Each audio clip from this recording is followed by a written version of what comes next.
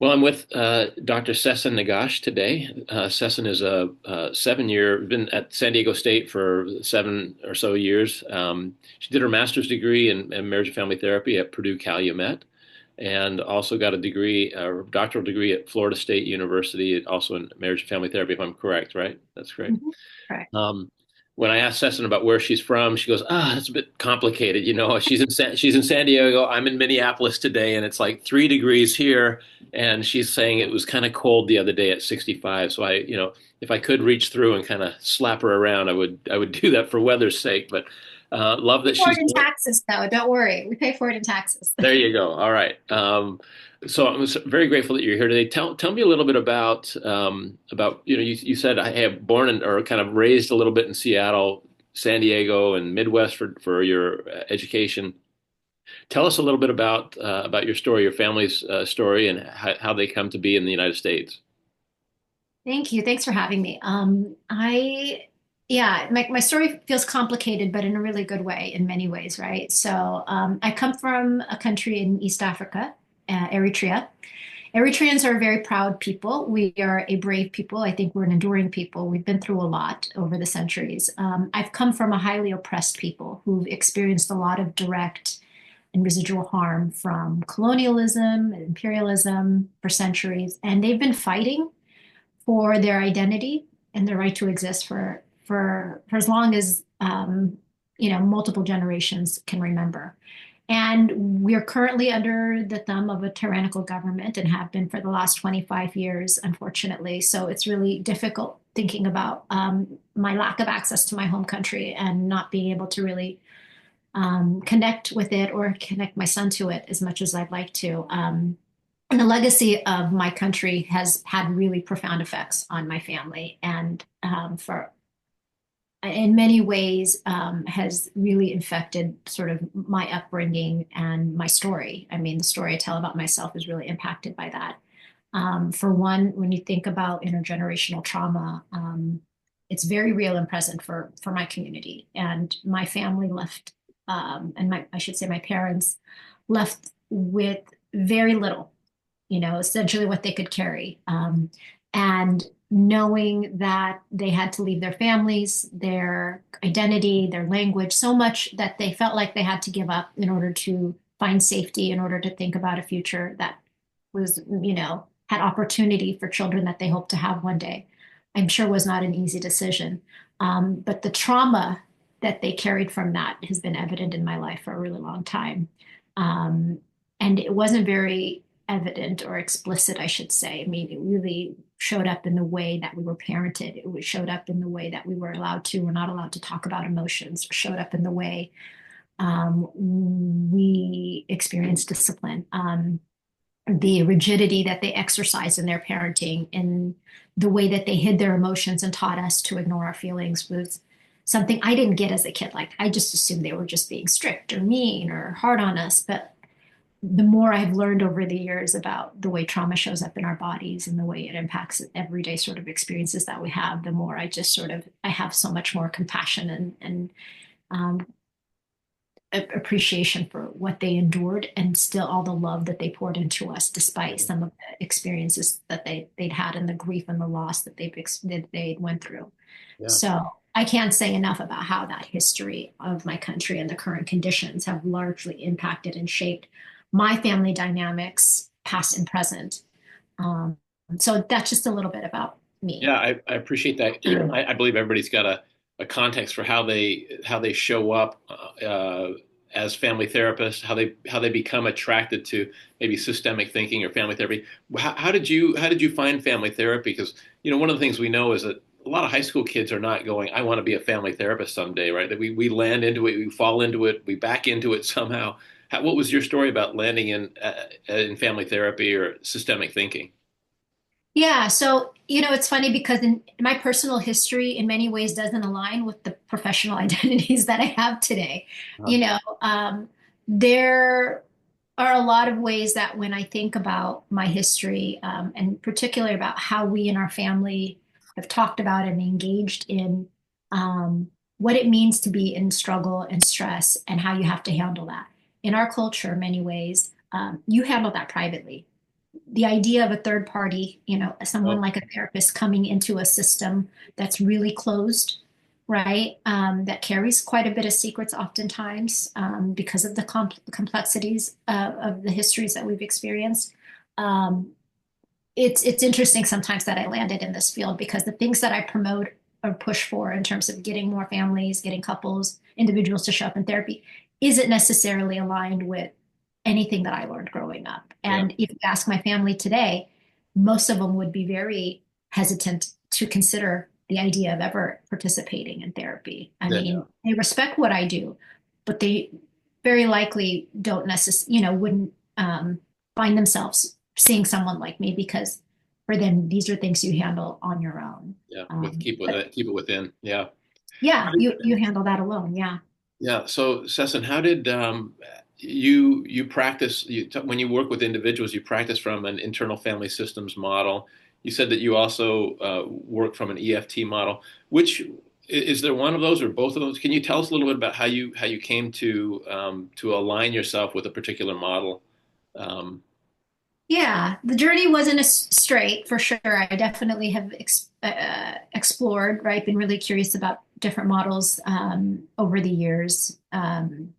Some related to sort of the MFT Foundation models, and then some that came later. Um, and I have come to really appreciate a lot of models, but one that I use in my practice most consistently, and that I really have connected to in this last 5 or 6 years, has been IFS. And so IFS is a therapeutic model that really focuses on understanding and healing various parts within the individual. And that one has been really powerful in the work that I do, which primarily right now is with individuals because of my full-time academic role. I really don't have a large private practice. So the clients that I do work with that tend to reach out right now are individuals. And for me, working with um, clients of color is my priority for the small number of cases that I take on. So tell us about, one of the things I like to do with these interviews is to have somebody kind of showcase a particular intervention that's inherent in the model. Like if you were a Bowen family therapist, you might talk about a genogram or a family diagram or talk about triangulation and getting out of triangles. With IFS, if you could share kind of a well-known intervention with IFS, and then maybe tell us a little bit about what's that's like when you roll it out to clients. How does it land on them? How is it received? What kinds of changes have you seen as a result of the intervention?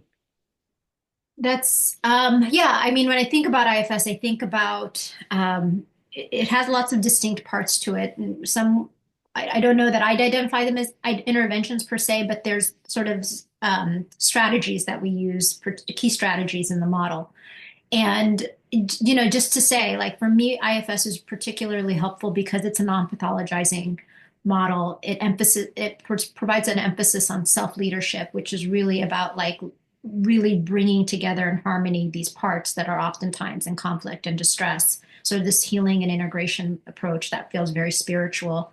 Hmm. And also really when I think about the clients that I work with who've been harmed and are still being harmed by historical, structural, institutional, um, trauma around race, that the model feels like it's a very helpful fit. And thinking about like the burden of racialized trauma and so I'll speak to that a little bit I love that. as far as the intervention that I'm leaning on. So when I work with clients and introduce this model, initially there's like this hesitation, right? There's this idea of like, you want me to talk to my parts and that you want these parts to talk to each other. It's almost like they think you're setting them up a little bit to do this thing that feels like it can be pathologizing. Like, wait, you're testing to see like how much, how many minds I have, right? It's sort of this multi-minded approach that I think goes against this idea that we as a society, as people, have to be of single mind, of clear focus, of this one way of thinking about, um, and thinking about IFS, it's really about the systemic relational, particularly like the systemic way of thinking about our inside, right, and our mind. So the focus on relating to these parts is something that takes some time for clients to buy into. But for me, the most powerful part of the approach is really when we have them sort of do this, what we call like this U-turn, where they sort of turn inwards and get to become really familiar with their parts, right? And emphasis is not so much on the external world, but the internal world, which can sort of slow things down quite a bit, right? Because I have a lot of clients who come in with a lot of difficult things happening in their lives all at once, right? It's not just work, it's not just family, it's health, it's this or that. And so this idea of being able to turn, right, sort of do this U-turn inwards and sort of really just start to really connect to what's going on inside is really powerful. So I really find that that process requires me to go really slow and be really thoughtful because people could also be really surprised and uncomfortable and experience a lot of tension when they start to really make those connections with their internal parts. Because as much as we recognize they're inside of us, if you're not really slowing down, tuning in, right, attuning to those parts, you may have no idea what really is going on until you really, really create that space for them. So that to me is really important. It's delicate and requires a lot of attuning on my end. Yeah. And So Sesson, yeah. when you talk about parts with the model, there are specific labels for these parts. Is that right?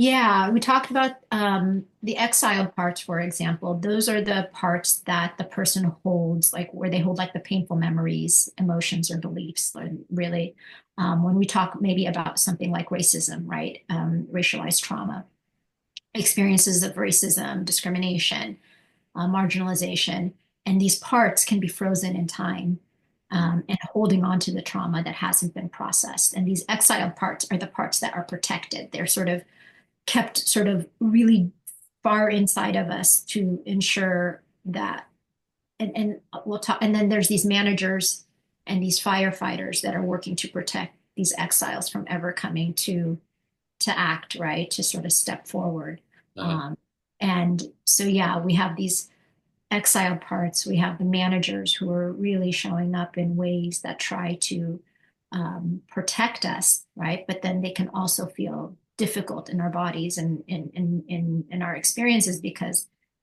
for example, if we're talking about someone who is anxious, right? They're constantly checking the time, making sure this and that is completed at this and this time, and worried about this or that. It's the part of them is really trying to keep everything in order, right? Keep everything in order so that they can stay safe, that they can stay grounded.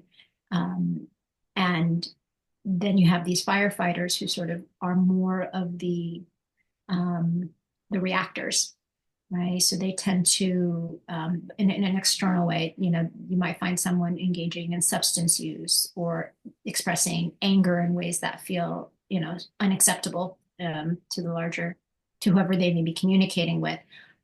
So these protectors are working overtime oftentimes to keep the exiles protected. And then there's the self energy, right? And that's the effort is to really move towards being self-led.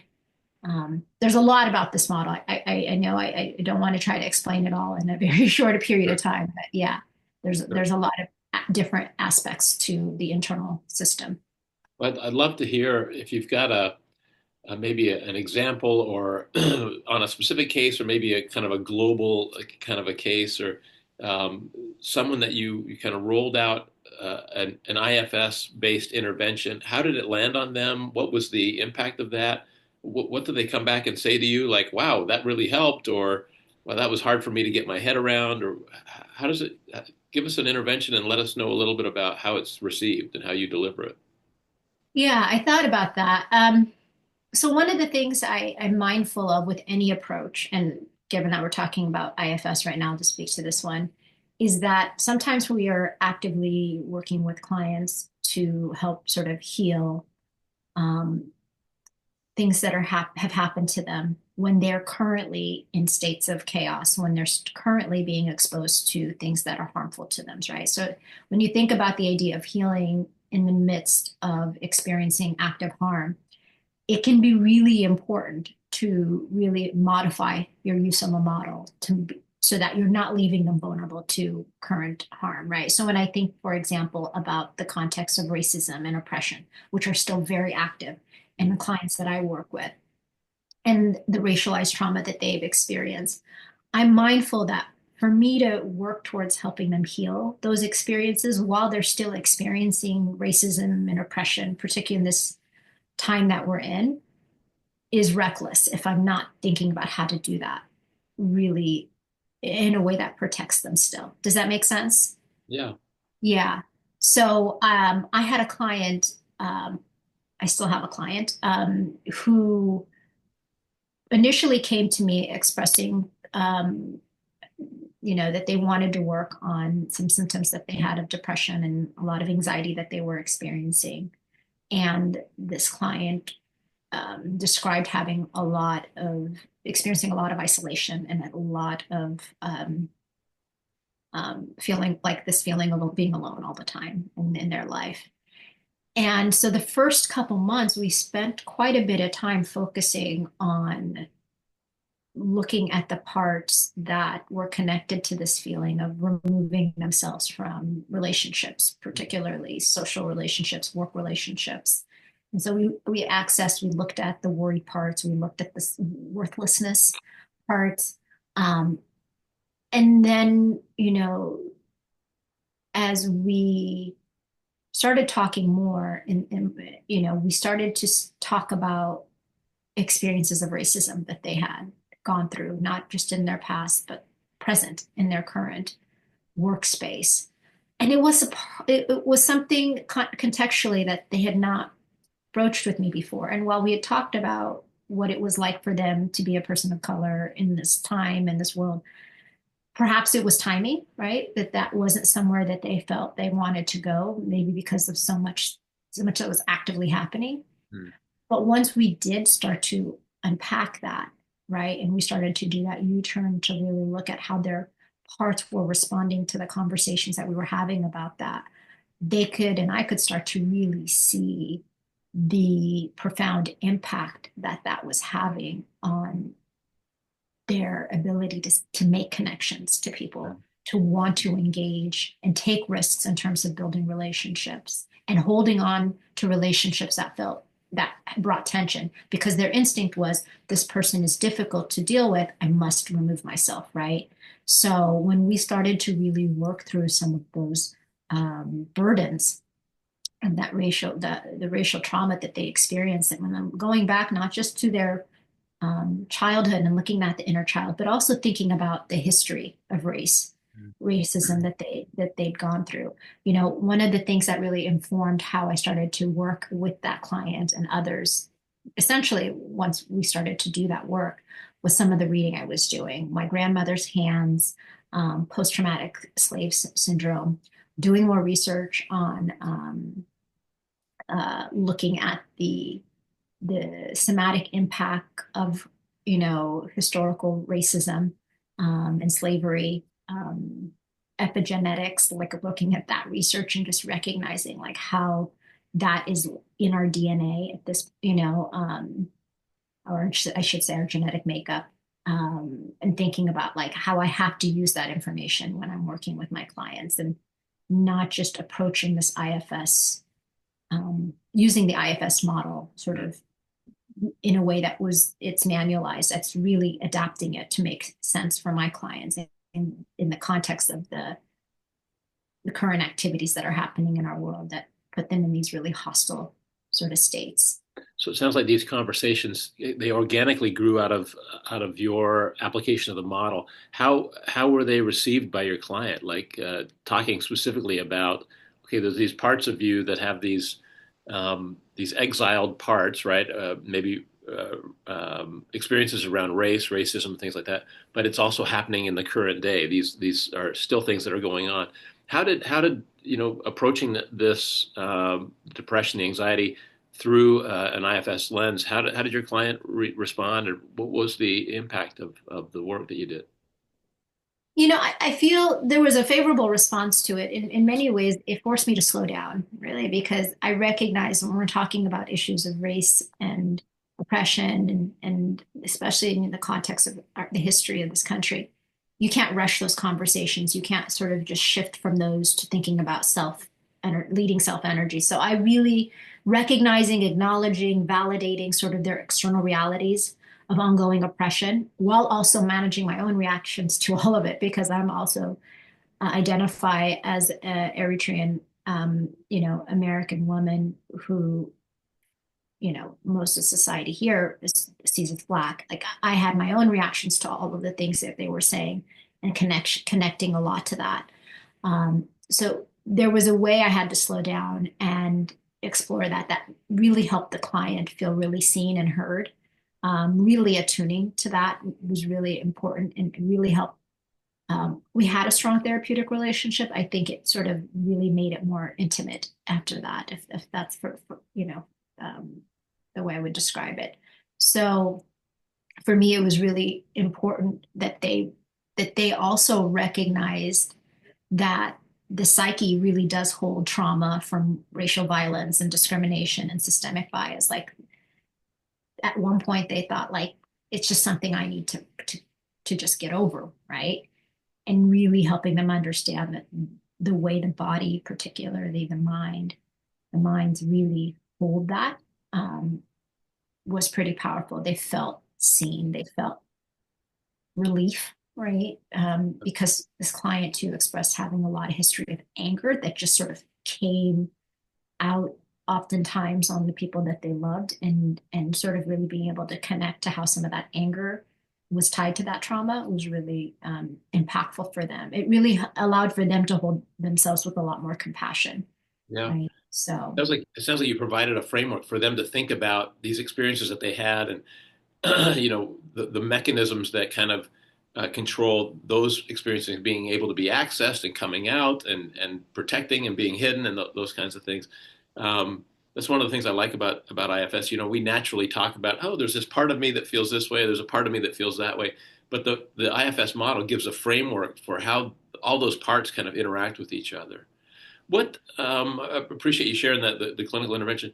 Do you have thoughts about people who are kind of shopping for a theory or just people who are maybe new to family therapy? What would you say to somebody who's trying to figure out where what model kind of fits for them and how to practice? yeah, I mean, as someone who shopped around a lot, I would say one of the things that I experienced a lot was sort of this guilt for not sort of sticking with one thing.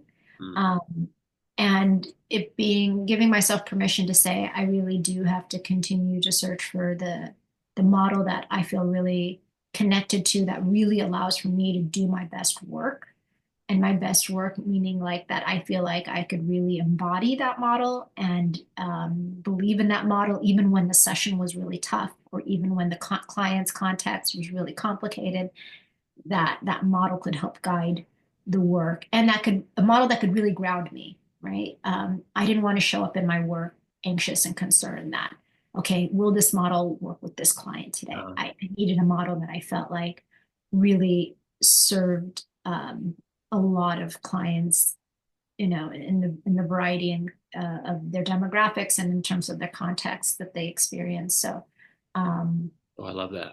that was really important for me to give myself that space to really to do that work.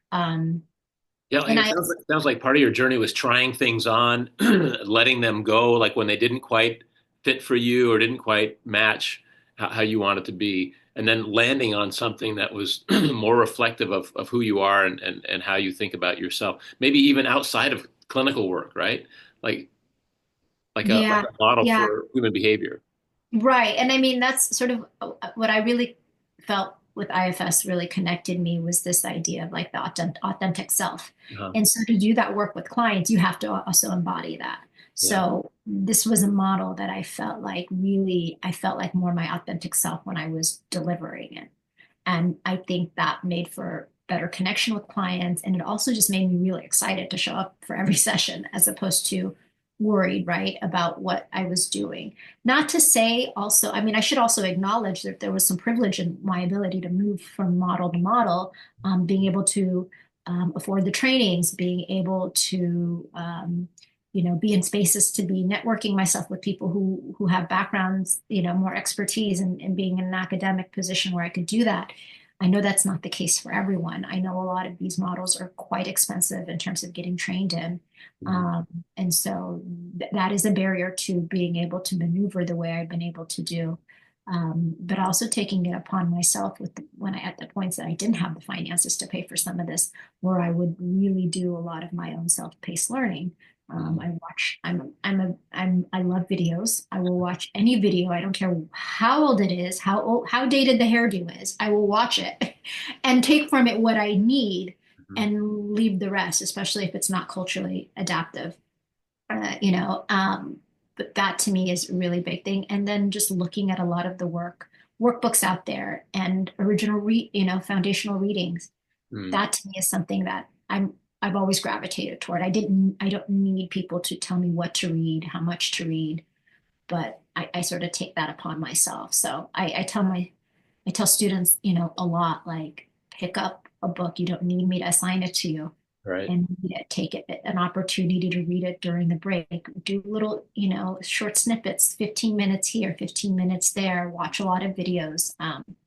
So that's something. Yeah. We might have a little connectivity issue, Sesson, but hey, thank you so much for agreeing to be interviewed today. Loved having you on talking about IFS. Um, Thank you so much.